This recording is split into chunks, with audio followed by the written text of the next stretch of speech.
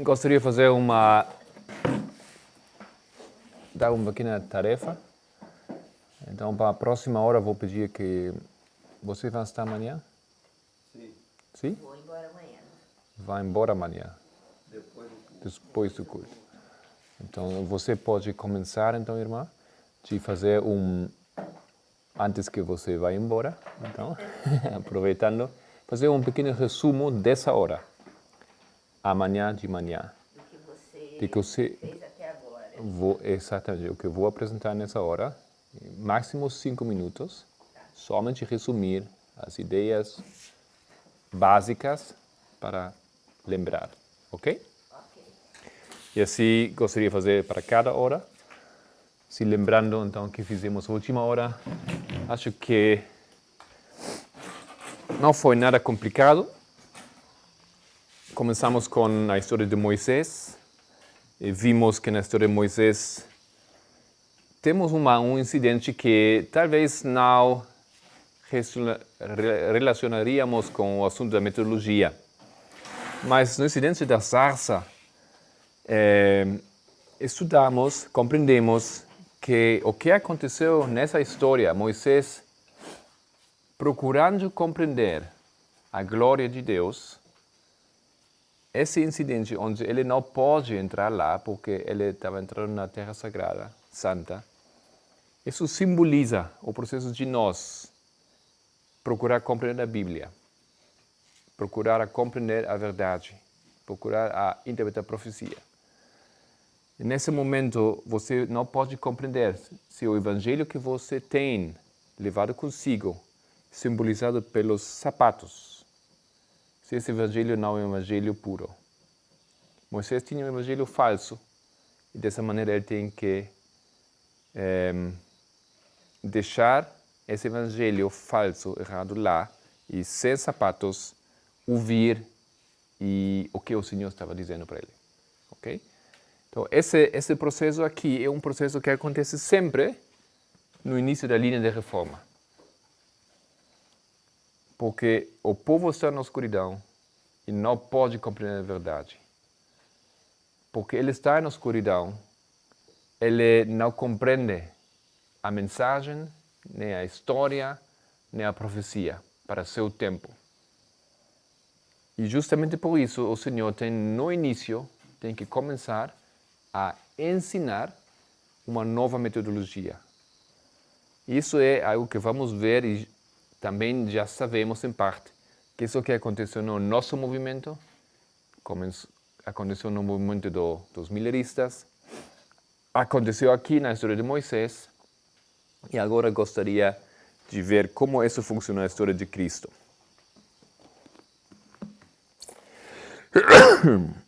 Na história de Cristo, podemos ver a mesma problemática.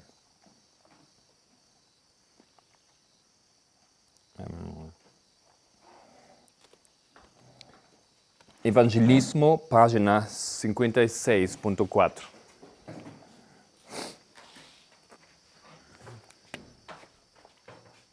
Página 56. 4.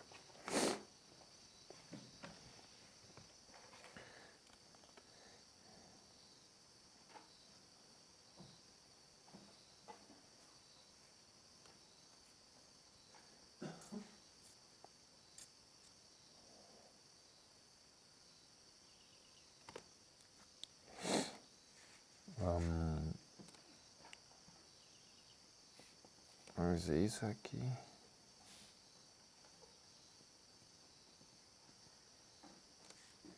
The Great Teacher.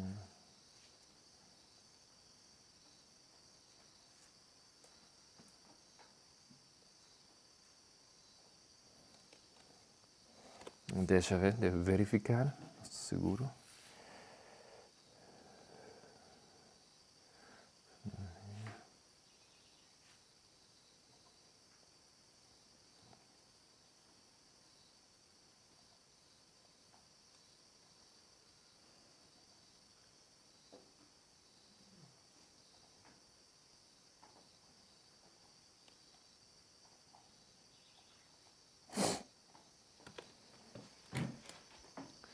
Sorry, uma página anterior,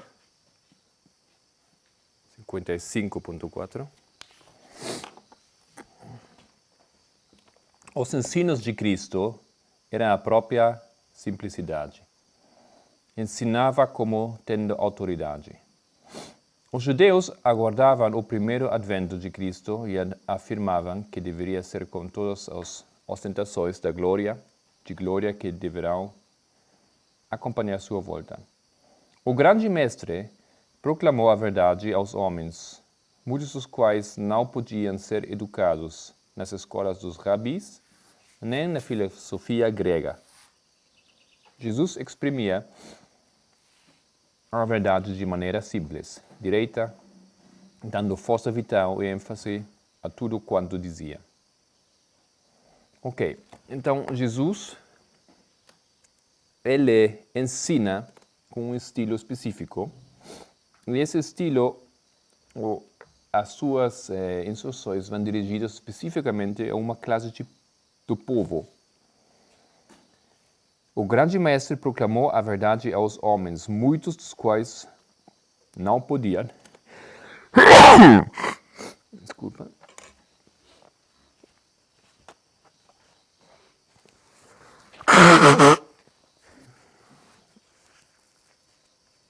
Muitos dos quais não podiam ser educados nas escolas dos rabis, nem na filosofia grega. Então, aqui, Helena White nos informa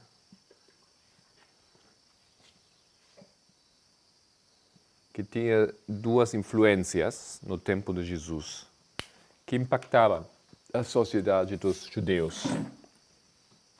Nem todos podiam, mas aqueles que podiam, sim, eles procuraram obter a educação grega e ir à escola dos rabis. Ok?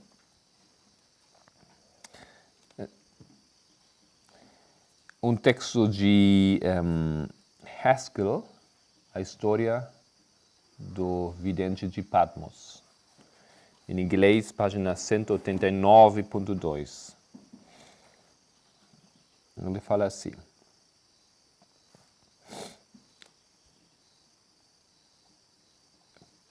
Pode parecer para o observador casual que a Grécia, na verdade, não era o poder governador no sentido como foi Babilônia ou Medo-Pérsia,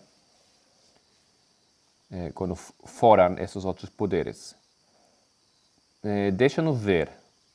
Desde o início foi notado que Grécia foi um poder governador, um governante intelectual, mais intelectual que um poder que sometia os corpos dos homens em escravidão.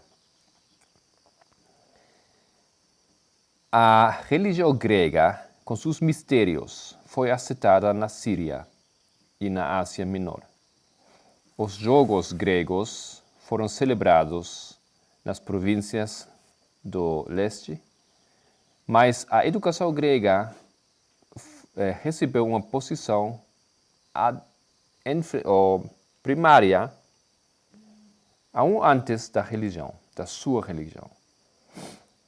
Professores gregos e eruditos, eles seguiram depois da educação do grande conquistador. Então, o que está dizendo ele aqui? Alexandre Magno morreu quando? Alguém falou ontem, 323 a.C. Ele conquistou quase 10 anos antes, 330 2, ele conquistou Jerusalém. Alguém lembra como foi a conquista dele? Como subitamente. Subitamente. Ou seja, ele não tinha que lutar. Alexandre conquistou a Ásia Menor e ele entrou ou foi em caminho para Egito. Ele tinha conquistado Tiro. Ele foi em caminho para Egito. E os judeus, como muitos outros povos, cidades, eles não deram nenhuma resistência.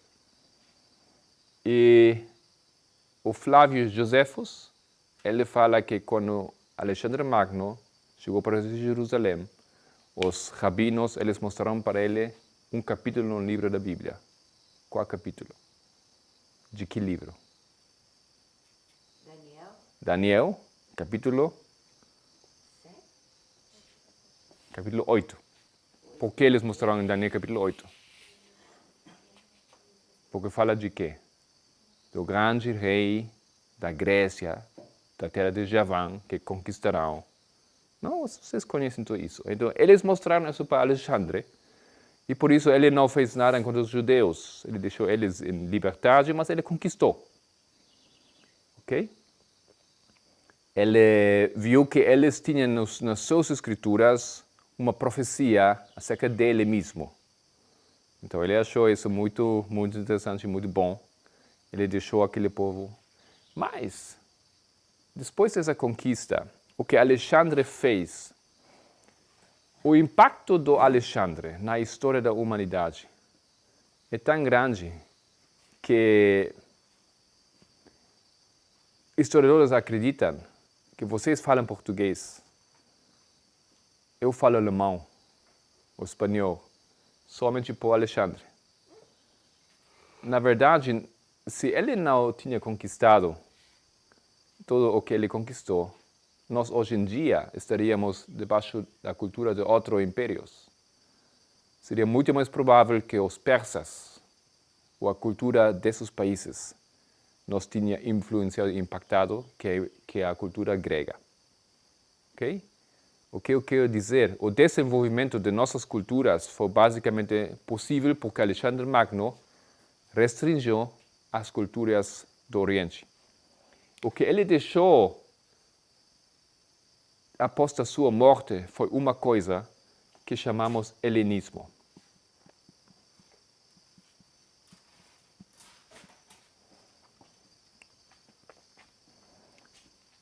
Outros povos conquistaram, não deixaram um impacto cultural muito forte. Mas os gregos deixaram um impacto cultural em todas as áreas que eles conquistaram, muito mais que os romanos, como os Medo-Pérsia ou Babilônia. Okay? Todos deixaram alguma coisa, influenciaram, impactaram as culturas. Mas o helenismo é uma coisa que até hoje em dia nos impacta. Todos nós estamos formados ou estamos impactados por essa maneira de pensar dos gregos. E gostaria de estudar isso um pouco mais em detalhe. Ou seja, o que eu estou dizendo, estamos falando da história de Jesus. Quando Jesus aqui chega, no 27, para trabalhar com o seu povo, esse povo tem uma história de uns 300 anos. 300 anos debaixo da cultura ou do impacto do helenismo. Bem no início, Alexandre Magno conquista Jerusalém. Vamos ver em que sentido, de que forma isso impacta a cultura dos judeus. Helena White fala os rabis e os gregos. Então, 300 anos já tinha escolas, institutos educacionais, esportivos dos gregos nessa área. Na verdade que todos já falaram grego também, não? Era normal. Okay? Era uma coisa normal nessa cultura, o helenismo. E como Haskell falou, o impacto foi, o governo dos gregos foi um governo intelectual.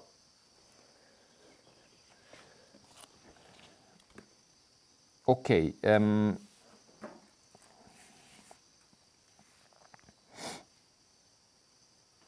Continua ele dizendo, The Story of the Sea of Patmos, página 190.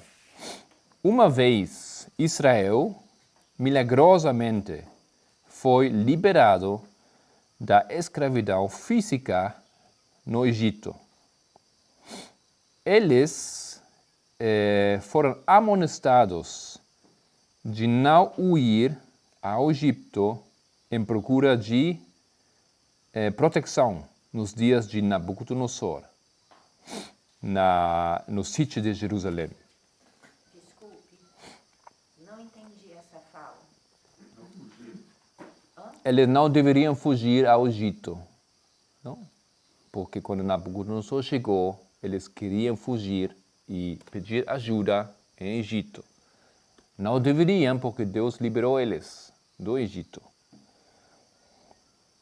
Eles poderiam ter ou escaparam da escravidão em nossos tempos, mas quando eles foram capturados pelos ensinos dos gregos. Não, pero eles logo foram capturados pelos ensinos dos gregos. Então, eles conseguiram fugir da escravidão no Egito, da escravidão na Babilônia. De muitas ocasiões, muitos homens, eles conseguiram fugir, ou se liberar depois de um tempo. Mas os ensinos dos gregos, eles nunca conseguiram se liberar disso, até hoje em dia. Nos dias do Ptolomeu, Sóter, muitos dos judeus foram para Egito e aqueles que ficaram na Jerusalém, na Palestina, eles adotaram muitas das ideias dos gregos. Então, Haskell explica bem esse assunto aqui. Aqui estamos nos tempos dos romanos. Os romanos já tinham conquistado os impérios gregos. Mas, mesmo assim, continuava o domínio dos gregos sobre o povo. Sem gregos, sem presença de um governo grego, o helenismo ainda governa o pensar, o falar, o raciocinar desse povo. Eles ficam debaixo da escravidão do helenismo, muito mais depois da desapareça física desse povo, ou desse governo nas suas terras. Ok, isso é helenismo. O helenismo é uma conquista, um impacto cultural, não somente em Jerusalém, mas todo nas áreas onde Alexandre Magno conquistou. E talvez vocês lembram que outro grande homem procurou fazer uma coisa similar quando ele conquistou o mundo. Hitler. E que ele procurou deixar? Uma raça pura. Ok, mas acho que não dá para comparar Hitler com... Napoleão? Eu pensava em Napoleão. Talvez sim, talvez muitos homens que... Napoleão, ele procurou deixar uma coisa muito mais além do simplesmente conquistar terras. O que foi que ele deixou para a humanidade? Ou seja, o que eu quero dizer, Alexandre Magno, ele quis não somente governar fisicamente, ele quis impactar os povos de uma maneira muito mais forte que simplesmente estar lá e governar eles. Ele quis trazer a cultura, o idioma, o modo de pensar, tudo isso ele quer trazer lá. E da mesma maneira, Napoleão. Alguém lembra como fez Napoleão? O que foi que ele procurou fazer? Talvez, não lembro esses detalhes, mas quando ele conquistou a Itália, ele conseguiu conquistar militarmente a Itália, lutando contra os austríacos. Mas quando ele conquistou os povos nas cidades na Itália, uma coisa que ele usou todo o tempo, ele procurou convencer eles, falando, escrevendo cartas para as cidades, que ele vai trazer o quê? A liberdade. A liberdade do governo das monarquias e liberar os povos para que sejam livres. Essa ideia da liberdade. Liberar os povos, que o povo pode ser ideias da Revolução Francesa. Não? Porque ele foi um filho da Revolução Francesa. Então, essa ideia foi uma das coisas que ele usou muito e ajudou para ele conquistar, porque os povos aceitaram a ele como libertador. Então, muito mais que somente conquistar as terras, ele quer exportar uma ideia, um conceito, uma forma de pensar. Ele entrou na Alemanha com a mesma ideia. Ele foi para o Egito com as mesmas ideias. Vou trazer liberdade, vou liberar os povos. Okay? Conquistando, libertando. E isso foi muito mais. E depois, Napoleão também deixou uma coisa, que foi um código legal, jurídico. Não? Esse código jurídico, não existia nada disso na França nesse tempo. Não existia. Simplesmente o rei governava. E o rei tinha, simplesmente por cultura, adaptando aos costumes, ele governava de uma certa maneira. Os direitos foram assim como para costume, se adotaram. E ele colocou assim um sistema de governo com normas, um código jurídico. Ele deixou isso, e isso foi uma coisa que não impactou somente a sua geração, uma coisa que depois outros povos adotaram, etc. Uma coisa bem grande que ele deixou. Impactou muito. E assim Alexandre Magno. Talvez um dos primeiros que fez uma coisa assim. Ele quis, isso não foi assim somente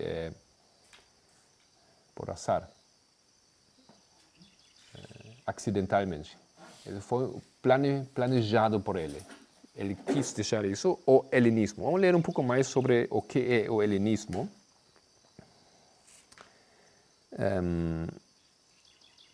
Fala assim, Wikipedia.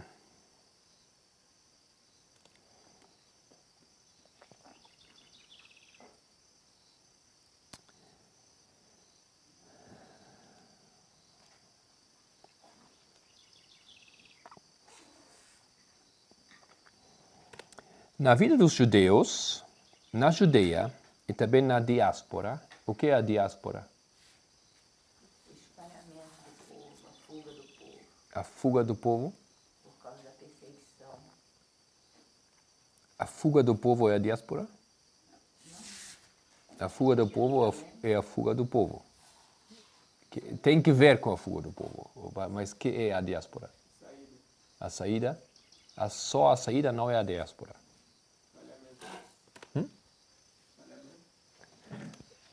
Tem que ver com isso. O que é a diáspora é isso. Aqui em Jerusalém.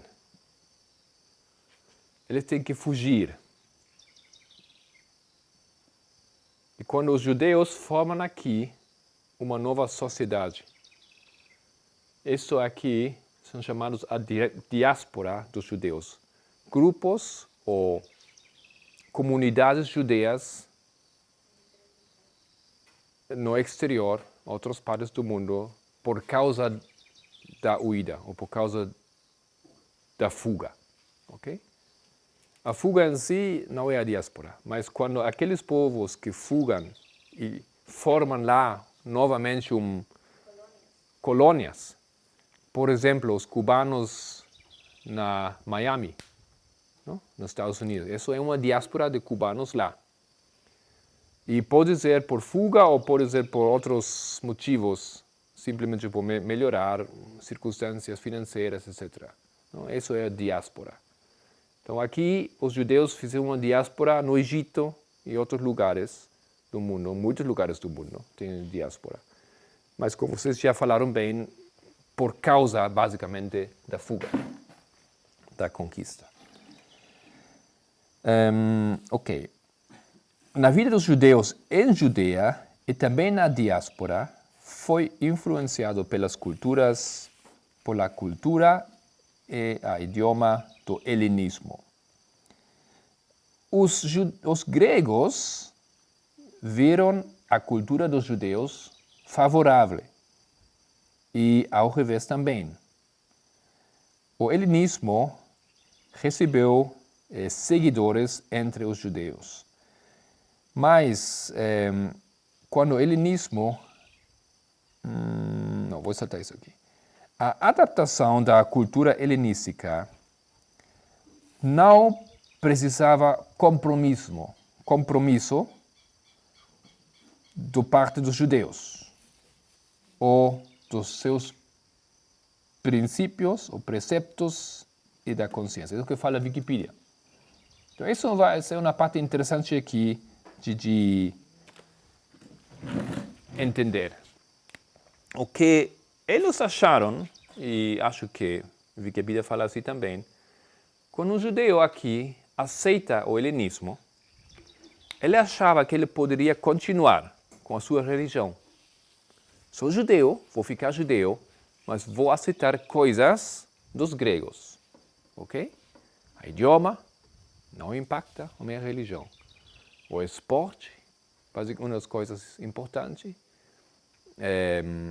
A retórica, a história, um sistema sistemático da educação, coisas que eles adotaram, que eles não tinham na sua cultura, adotaram, achando que isso não tinha nenhum impacto na sua religião. Posso continuar sendo judeu. E é interessante que pouco depois, esse mesmo texto de Wikipedia fala o seguinte aqui. Quando foi introduzido um ginásio grego em Jerusalém, o que é um ginásio? Algo assim como hoje em dia, não? O que é uma instituição educativa onde faz esporte, você aprende também, se ensina outras coisas também.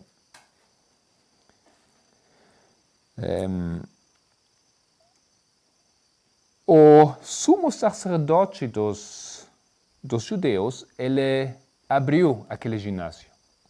Ele foi a pessoa que, como às vezes o presidente, não? Ele abre uma escola, ele abençoa a instituição, etc.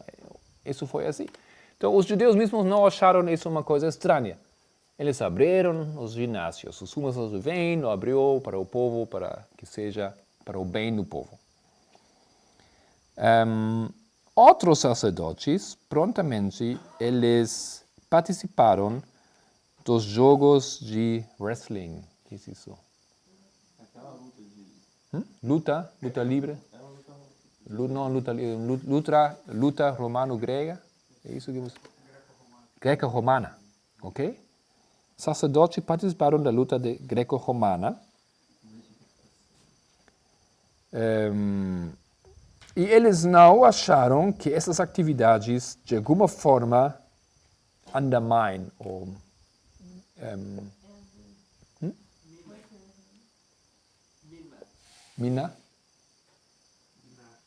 estavam minando as suas atividades como sacerdote.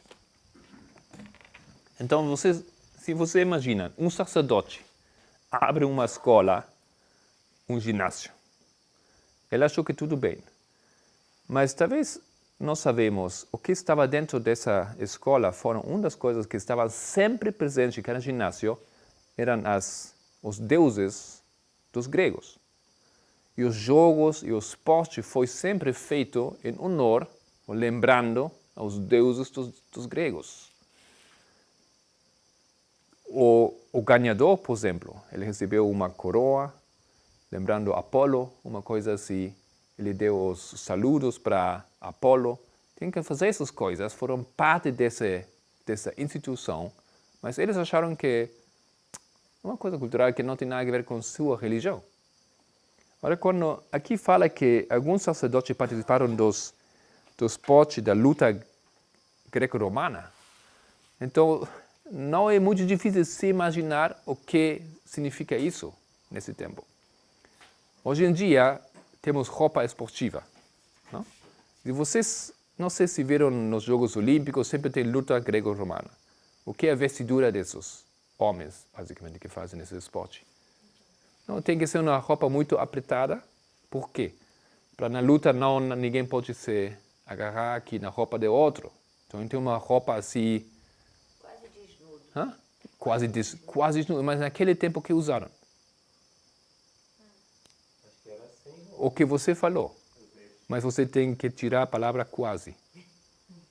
Ok? Completamente desnudos. Não tinha esse tipo de spandex ou essa roupa que hoje em dia existe. Então, os sacerdotes lutaram completamente desnudos. E vocês seguramente viram as imagens, não é certo?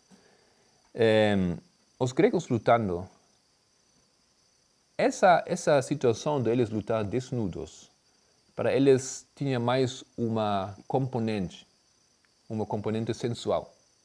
Porque os gregos era uma cultura onde era normal que os homens se relacionavam com homens. E o homem assistindo então a uma luta, um evento esportivo, parte disso não foi ver a luta, não? Foi ver outra coisa lá. Então, se os sacerdotes participaram nisso, com todas as regras da pureza, da vestimenta e tudo isto, e logo eles encontram um espaço nessa instituição educativa, esportiva, eles acharam que tudo bem, não tem nenhum problema, porque isso é esporte. Então vocês vejam aqui alguma coisa, que isso é uma coisa que hoje em dia ainda está em nossas cabeças. Não é assim? Vamos lá no ginásio, é muito popular aqui no Brasil, muita gente faz isso. Muitas vezes esquecemos de nossas regras de vestimenta. Somente no Uruguai agora temos uma discussão com os irmãos lá. E compreenderam que por motivos religiosos precisamos fazer uma reforma da vestimenta. Mas eles falaram, mas eu vou fazendo esporte, não posso usar saia, por exemplo. Nossa. Isso é isso aqui. Isso é helenismo que ainda está hoje em nossas cabeças. Achamos que dentro desse contexto você pode fazer coisas que em outro contexto você sabe que não deveria fazer. Ok? E eles acharam que tudo bem, e nós achamos que tudo bem, porque isso debaixo dessa justificação do esporte. Então, justificando o esporte, eles lutaram nus contra outros homens, contra gregos, contra culturas, e acharam que tudo bem. E depois foram lá, todo vestido bonito, bem, em lino, no templo. Ok? Então, isso aqui, acho que ilustra bem o impacto.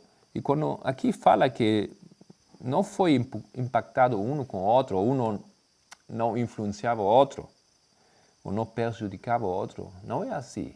O impacto foi muito grande, muito grande. Tem a questão também, eles que introduziram essa questão da competitividade, seria, os gregos? Sim. Basicamente. Sim?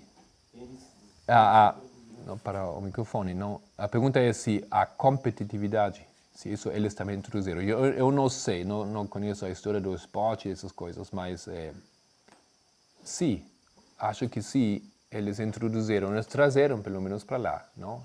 Essa ideia de competir. No livro de educação, acho que metodologia, um capítulo antes cita um pouco isso, que vem dos gregos, a competitividade. Ok, você pode achar isso? Não sei agora, mas talvez para a próxima hora. Seria interessante ter isso. Muito obrigado. Então, Haskell falou, Grécia foi mais um governo, um governador ou um império que governava intelectualmente. Mais isso que manter os povos na escravidão física. E para os gregos, a educação foi mais importante que a religião. Isso talvez explica muito disso aqui. Os gregos falaram, vocês podem ficar com sua religião. Vocês podem ficar adventistas, não tem nenhum problema nenhum. Mas na escola, você tem que fazer isso, isso, isso. E eles acharam, bom, religião é uma coisa e cultura ou esporte é outra coisa. Não tem problema não. Não se mexe.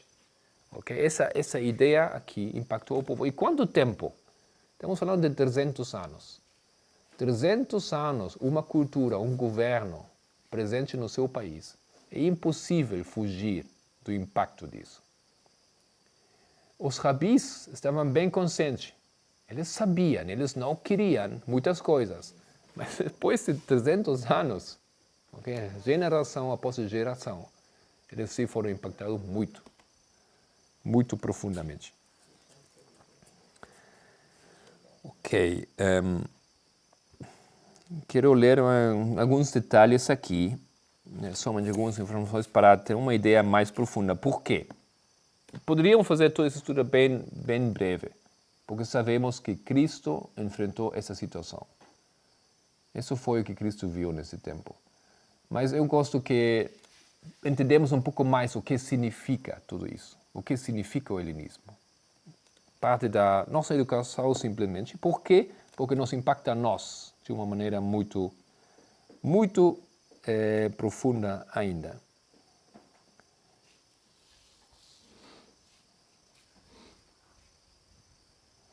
Ok.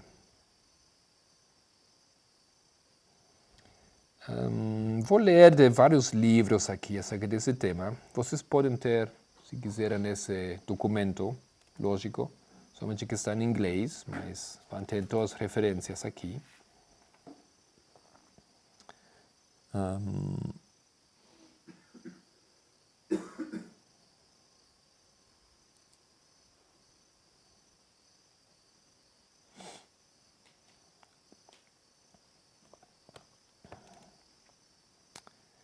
Os judeus, na diáspora do Egito, eles foram lá no século 6 a.C. E eles foram lá, em parte, simplesmente por economia, por motivos econômicos. Dessa maneira que muitos da sociedade dos ricos, ou pelo menos dos que não foram pobres, eles poderiam ir para o Egito e para formar lá uma diáspora. Eles foram lá por esse motivo. Mas Egito, como nós sabemos bem, mesmo depois da morte do Alexandre, foi governado pelos gregos, o Império do Rei do Sul. Ok? Então, fugindo de aqui para cá, isso não significa uma mudança da cultura. Também aqui, helenismo. Ou seja, mais ainda que aqui. Então, uma das coisas que eles fizeram aqui foi o seguinte. Deixa eu ler aqui. Generalmente, as nações conquistadas, eles receberam os gregos como uma nação, uma cultura superior, como uma cultura muito atrativa. Eles não tinham problemas de incorporar os gregos, os deuses gregos, a seu panteão de ídolos. Os judeus, eles viram a influência grega como uma ameaça. Por quê? Porque os jovens, eles foram para entretenimento,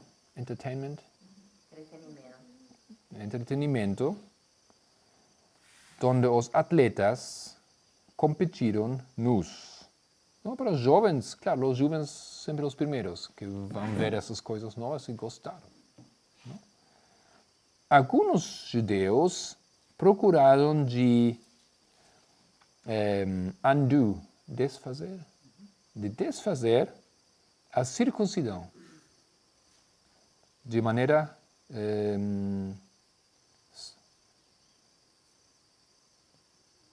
surgically, fazer cirurgia. Então, os jovens, procurando de adaptar o estilo de vida grego. Alguns foram até esse extremo que eles acharam que a circuncisão eles têm que desfazer e fazer uma cirurgia, ok? Tem vergonha, claro. Porque os gregos, eles disseram que isso foi uma blemish, uma mutilação, uma mácula. Porque os gregos têm esse ponto de vista de um corpo perfeito, da beleza, da perfeição do corpo treinado, tudo isso. Então, e eles, como eles competiram nus, então essas coisas agora eles foram para eles visíveis, não? E alguns jovens então queriam desfazer a circuncisão. Ainda pior, depois dos eventos esportivos, os participantes, eles ofereceram sacrifícios aos deuses dos gregos. Fazendo essas práticas, o número dos judeus adotaram nomes gregos, eles estudaram a literatura grega, a filosofia, e alguns também deixaram a observância da Torá. Então, tudo isso aconteceu na Judeia. E os líderes religiosos, eles viram essas coisas. Mudança da cultura, mudança da religião, mudança da sociedade dos judeus, pelo impacto. Ninguém foi forçado a fazer isso, ok? Não tinha que fazer isso. Alexandre, quando ele conquistou Jerusalém, deixou bem claro, você pode continuar a sua religião, vamos respeitar a sua religião, não tem que mudar nada. Mas eles queriam. Esses judeus foram conhecidos pelo nome do Mizjavnim.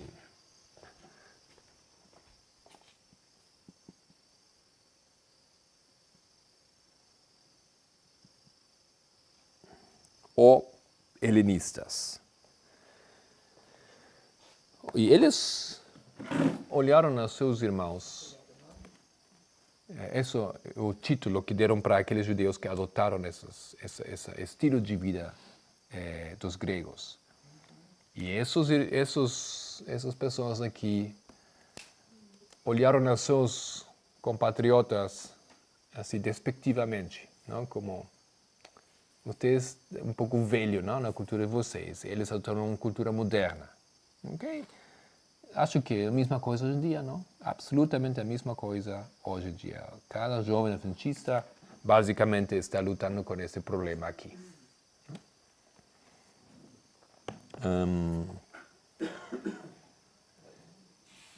Alguns judeus, então, eles foram para aos centros da vida grega, por exemplo, Alexandria, no Egito.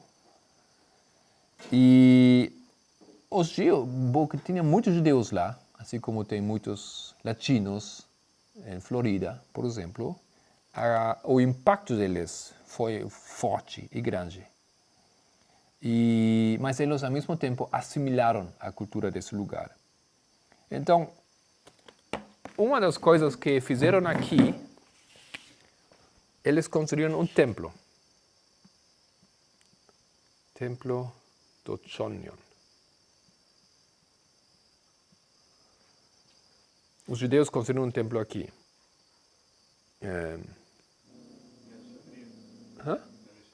Alexandria, chamado Templo do Chonion. Tem algum problema com isso? Tem problema ou não tem problema com isso? Um templo judeu? Um templo judeu em Alexandria.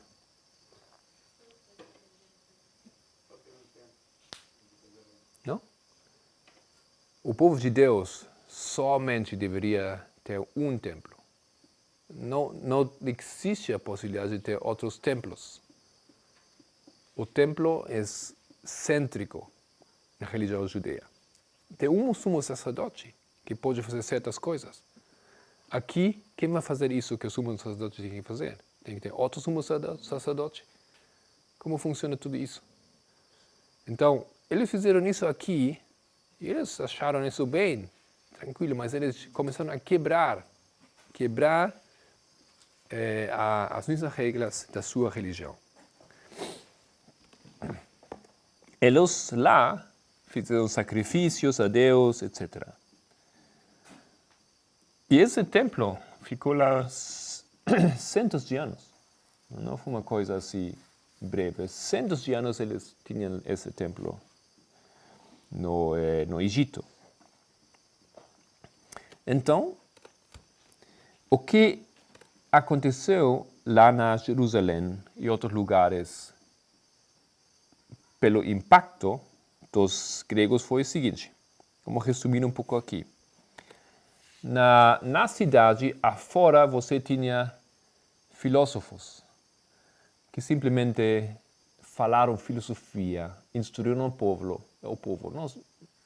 Vocês têm uma coisa assim similar em Nova York hoje em dia ou em Londres, onde nos parques, publicamente, pessoas vão lá e eles instruem outros. Isso existia lá. Então, tinham filósofos que ensinam filosofia ao povo, afora, nas ruas, nos parques. Uma filosofia simplificada. Às vezes, hoje em dia, dá para ver isso na Latinoamérica. Alguns irmãos cristãos fazem isso. Não sei aqui no Brasil, mas em Bolívia eu tinha visto isso. Adventistas vão para lá e falam sobre profecia na rua. Não sei se tem isso aqui. Tem em São Paulo. São Paulo, ok. Eles fizeram isso aqui também. A literatura grega foi acessível, muito acessível. Outras coisas, assim como científicas, não foi tão fácil de conseguir. Lógico, com o tempo, muitos provérbios dos gregos entraram no falar dos judeus. Os mesmos rabis adotaram muitos provérbios, formas de dizer coisas lógicas, não? Depois tinha a escola dos gregos. Como vimos no início, algumas famílias poderiam mandar os seus filhos para a escola dos gregos. Outros não tinham a possibilidade financeira de fazer isso.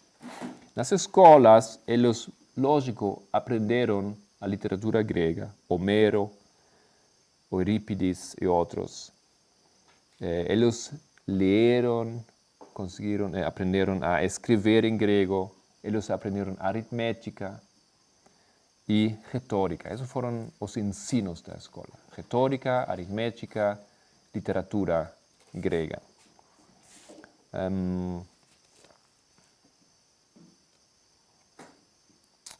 Então, depois de algum tempo, os judeus falaram grego. Falaram grego na cidade. Começaram afora a falar grego. Depois de 300 anos, falaram grego. No tempo de Jesus, sabemos isso. Eles falaram grego. Falaram outros idiomas também, mas falaram grego. A Bíblia foi escrita em grego, não?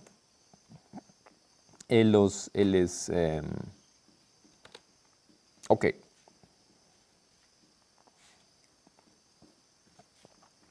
E agora resumindo, esse processo. Vamos dizer uma coisa aqui nesse processo. Ao início eu falei que tinha dois impactos. Os rabis e os gregos. Isso aqui é helenismo. Mas isso aqui, que foi o impacto deles? Ou qual foi o problema dos rabis? Diz assim no Atos dos Apóstolos, na página 265.4.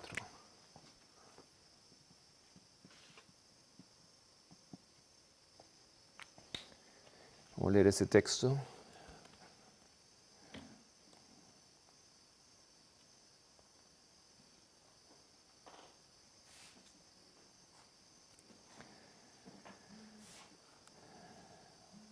As advertências da palavra de Deus com respeito aos perigos que rodeiam a igreja cristã pertencem a nós hoje.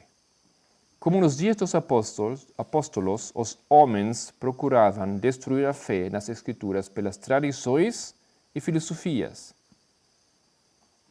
Assim hoje, etc. Então, Helena White fala que tem duas coisas: tradições e filosofias.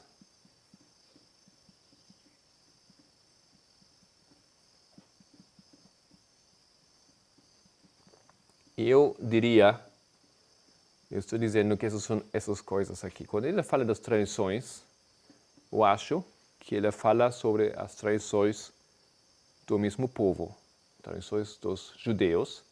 Quando ele fala das filosofias, ele fala das filosofias dos gregos, helenismo, basicamente. É isso aqui. E gostaria de fechar, então. Não, temos até às 7, não? Tá, então tranquilo, tenho mais um pouco de tempo.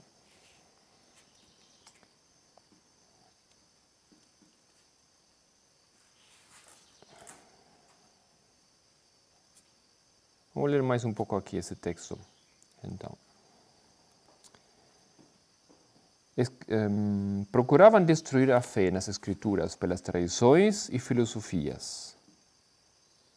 Assim hoje, pelos aprazíveis sentimentos da alta crítica, evolução, espiritismo, teosofia e panteísmo, o inimigo da justiça está procurando levar as pessoas para caminhos proibidos. Para muitos, a Bíblia é uma lâmpada sem óleo, porque voltaram a mente para canais de crenças especulativas que produzem má compreensão e confusão. A obra da alta crítica, em dissecar, conjecturar e reconstruir, está destruindo a fé na Bíblia como uma revelação divina. Está roubando a palavra de Deus em seu poder de controlar, erguer e inspirar vidas humanas. Seguinte parágrafo. O seguidor de Cristo enfrentará palavras persuasivas contra as quais o apóstolo advertiu os crentes colossenses. Enfrentará interpretações espiritualistas das Escrituras, mas não as deve aceitar.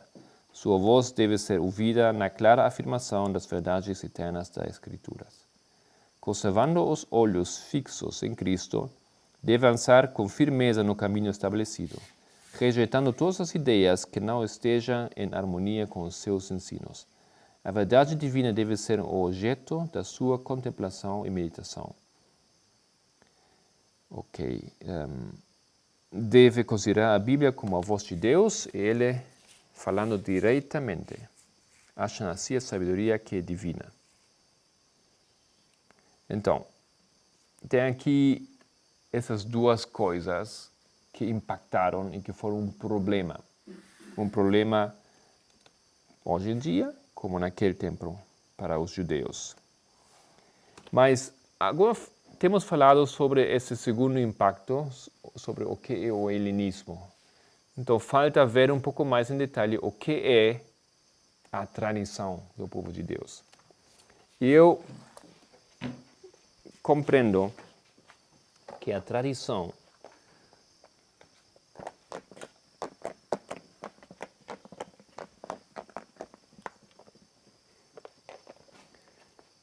basicamente é o que podemos chamar a Torá. Torá, com acento, alguma coisa? O último A. No último, no único, né? Oral. Tem duas Torás. O que é a Torá? A lei. A lei, que inclui Pentateuco e os outros. Profetas. O Antigo Testamento. Não? O Antigo Testamento. Mas também tem uma Torá oral. O que é a Torá oral? Eu estou dizendo que a Torá oral basicamente são as tradições. Deixa-me ler uma definição.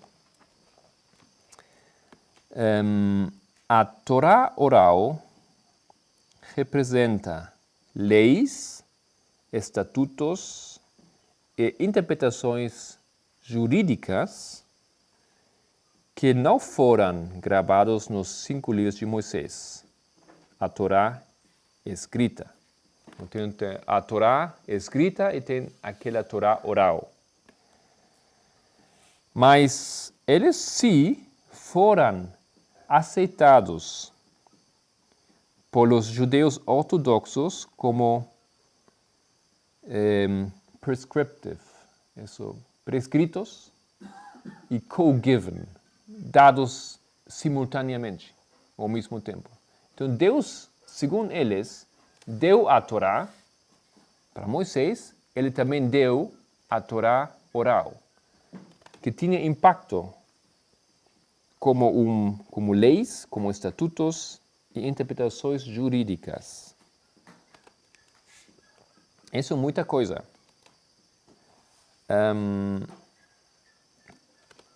O conteúdo disso é rituais, práticas do culto, temas do relacionamento entre Deus e o ser humano, alimentação, leis do sábado e de outras festas, relacionamento do matrimônio, práticas agriculturais, coisas, assuntos cívicos, quando acontecem, por exemplo, danos, etc.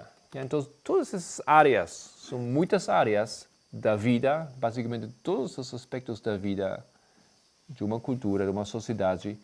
Aquela Torá oral tinha informações e tinha instruções oficiais acerca disso. Então, como isso não é um impacto, como isso não é uma tradição que impacta o que os judeus acreditavam? O que eles fizeram foi dirigido, então, pela Torá escrita e pela Torá oral. Agora, a lógica deles é que essa Torá oral, essa foi dada por Deus a Moisés. E Moisés deu isso para os homens. E eles lembram de forma oral, siglo por siglo, eles lembraram essas instruções. Até que finalmente, aqui, no ano 70, depois de Cristo, eles escreveram a Torá oral pela primeira vez. Então, de novo, os judeus, não todos, mas os judeus ortodoxos, obrigado, eles acreditam que Deus, Ele mesmo deu para Moisés a Torá oral. Então, isso é uma grande coisa. Os judeus acham que tem outras instruções divinas que não estão na Bíblia, que não estão no Antigo Testamento. Não sei se alguém tem uma ideia do tamanho da Torá oral. Se você imprimiria a Torá oral, um livro assim desse tamanho. Você tem uma ideia quantas páginas seria? 3 vezes mais que a Bíblia. Mais? A Bíblia quantas páginas tem, mais ou menos? Você pode olhar quantas páginas tem a sua Bíblia?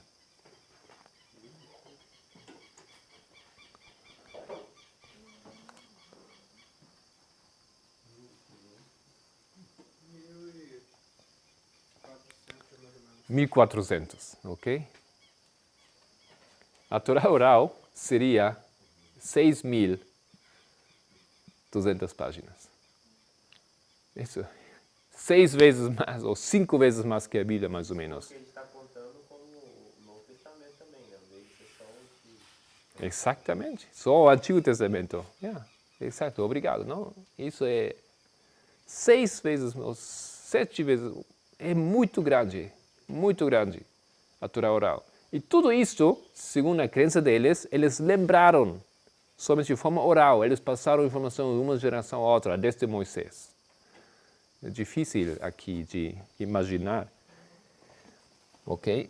Mesmo temos que considerar, lógico, que assim foi com muitos escritos, muitas coisas. Não? Nesse tempo eles não escreveram muitas coisas. E a capacidade do ser humano de lembrar coisas e logo de passar de geração a geração foi uma coisa que perdemos hoje em dia, mas mesmo assim, coisa estranha. Então, a Torá oral, somente para esclarecer um pouco mais como funciona isso, a Torá oral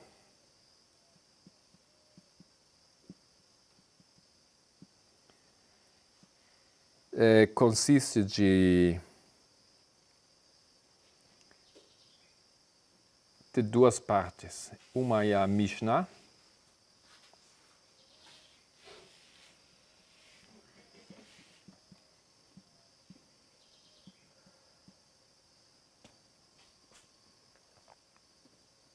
e o Talmud.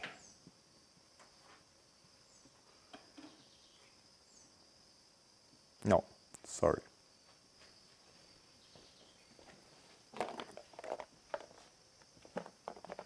A Gemara.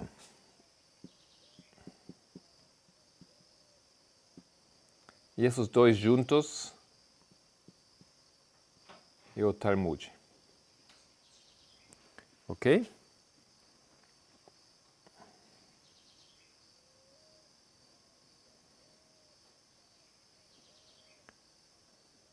Agora, desse Talmud tem duas versões. O Talmud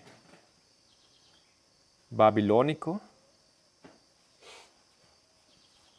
e o Talmud de Jerusalém.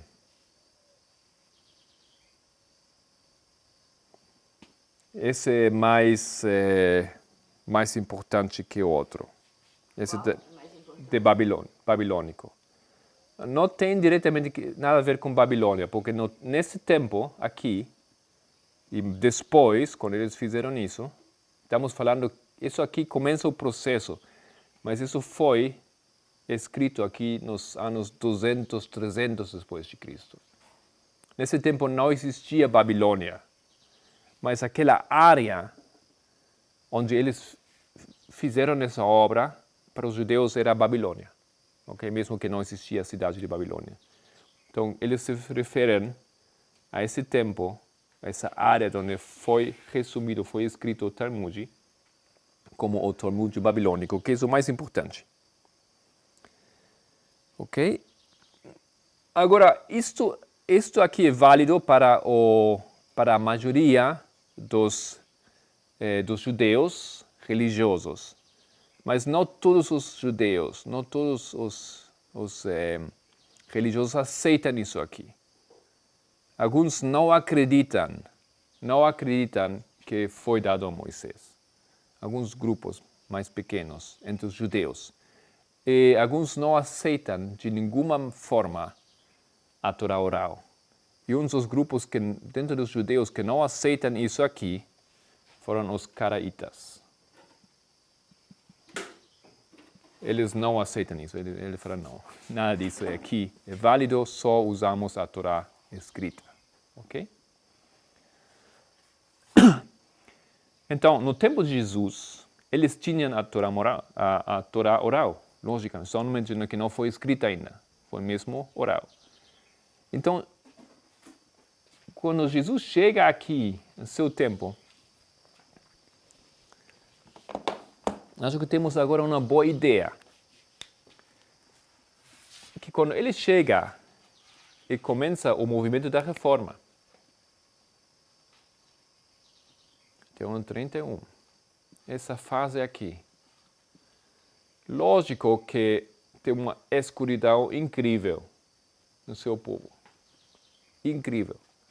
Ele tem que lutar contra essas coisas, contra a cultura ou contra as filosofias gregas, o helenismo, todo mundo falando grego, os jovens indo para a escola dos gregos, os mesmos sacerdotes participando em situações dos gregos.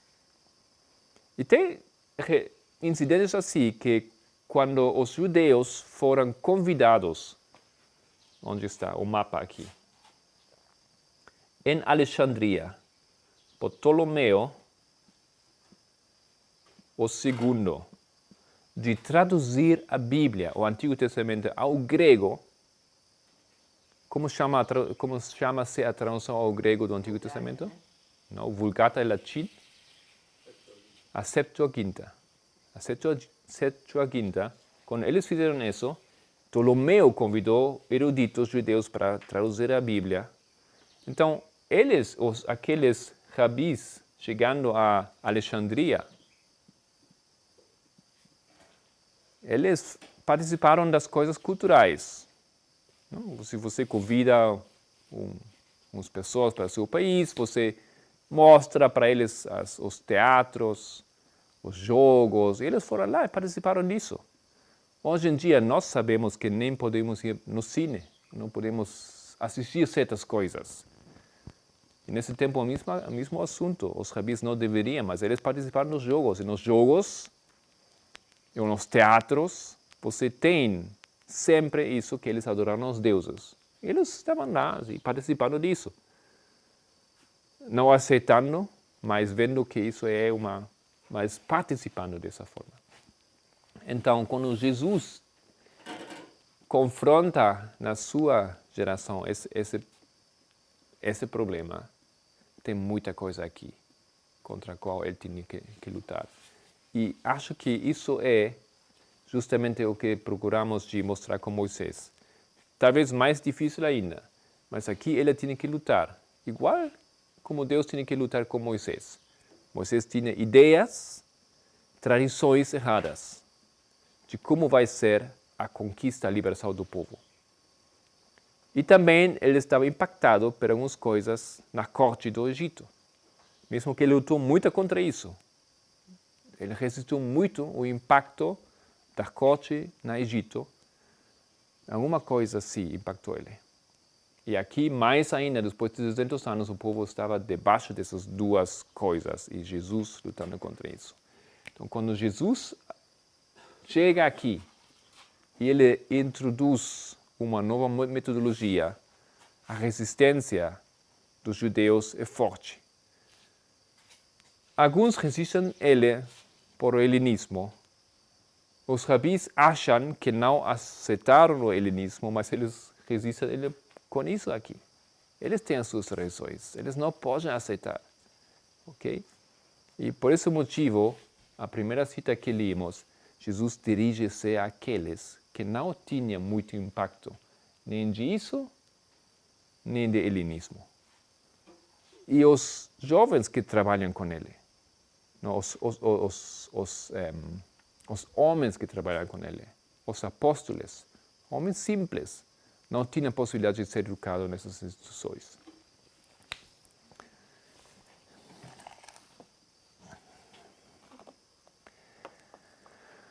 Ok.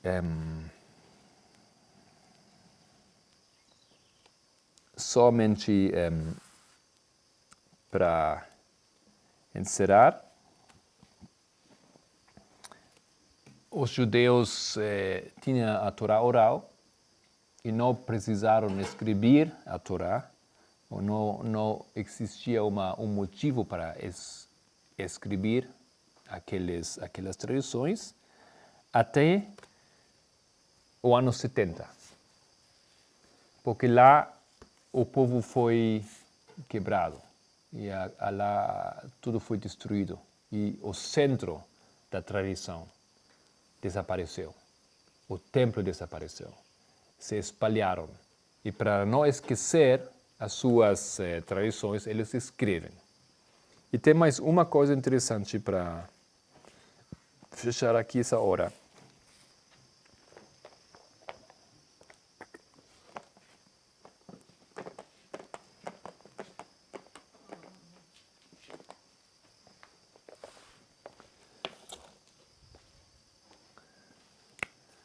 Então, temos aqui a história da Torá oral.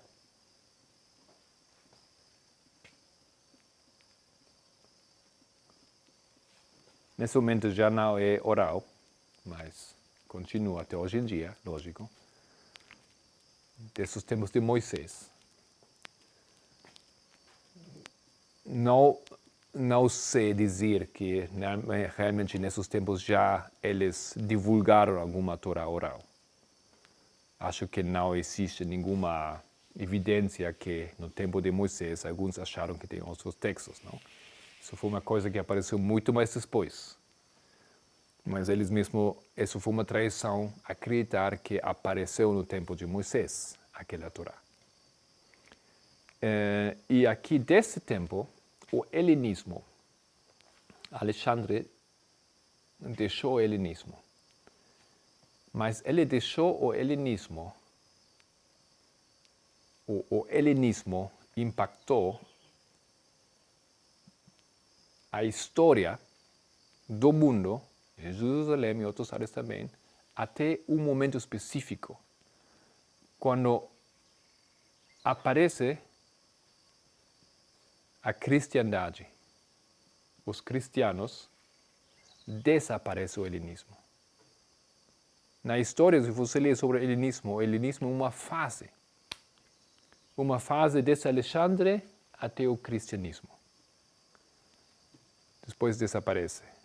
Mas você sabe que não desaparece completamente, porque hoje em dia nós ainda estamos com o impacto do helenismo. Mas assim como um movimento, como um movimento que inclui a instrução do idioma, todos os aspectos da cultura, isso desaparece com o cristianismo. Me parece muito interessante esse aspecto, porque, na verdade, aqui temos uma luta das maneiras diabólicas de impactar uma sociedade e seu povo, o povo de Deus, e também a luta de Deus de desfazer todo esse impacto. Então, só isso para a hora de hoje. Não? Temos mais outra linha de reforma e somente agora analisamos um pouco mais em detalhe as circunstâncias e por que foi preciso que Jesus tinha que mudar a metodologia desse povo. E aí vamos continuar amanhã. Podemos encerrar com uma oração.